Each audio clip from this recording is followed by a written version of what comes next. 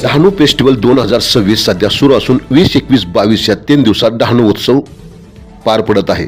यावेळी परिवहन मंत्री प्रताप सरनाईक यांनी भेट दिली असता काय म्हणाले पहा। मला अतिशय निसर्ग रम्य परिसरामध्ये हा डहाणू फेस्टिवलचं आयोजन करण्यात आलं। मी आयोजक ह्या नात्याने त्यांचं खरोखर मनापासून कौतुक करतो, अभिनंदन करतो। अतिशय चांगल्या प्रकारचे स्टॉल त्या ठिकाणी ठेवलेले आहे। शिवरायांच्या माध्यमातून जास्तीत जास्त जे पुढे हत्यारं वापरली जायची, अवजारं वापरली जायची त्याची माहिती सुद्धा त्या ठिकाणी दिली। अनेक राज्यातले वेगवेगळ्या जिल्ह्यातले जे काही खाद्यपदार्थ आहे किंवा कपडे आहेत त्याचा सुद्धा स्टॉल्स ठेवलेले आहेत। म्हणजे 3 दिवस चालणारा फेस्टिवल फार मोठ्या प्रमाणामध्ये त्यांनी आयोजन केलेलं आहे आणि निश्चितपणे हे कौतुकास्पद आहे। ग्रामीण भागात असे फेस्टिवल किती महत्त्वाचे आहेत? ग्रामीण भागामध्ये, शहरी भागामध्ये हे फेस्टिवल महत्त्वाचे आहे कारण सर्वसामान्य लोक जे असतात ते आकर्षित होत असतात आणि त्या माध्यमातून एक उद्योजक निर्माण होत असतात। उद्योजकांचे जे साहित्य असतं त्या ठिकाणी लोकांपर्यंत पोहोचताना त्याला जास्तीत जास्त लोकांचा प्रतिसाद दिसतो। त्यामुळे ग्रामीण भागामध्ये, शहरी भागामध्ये हे फेस्टिवल सातत्याने व्हायला हवे।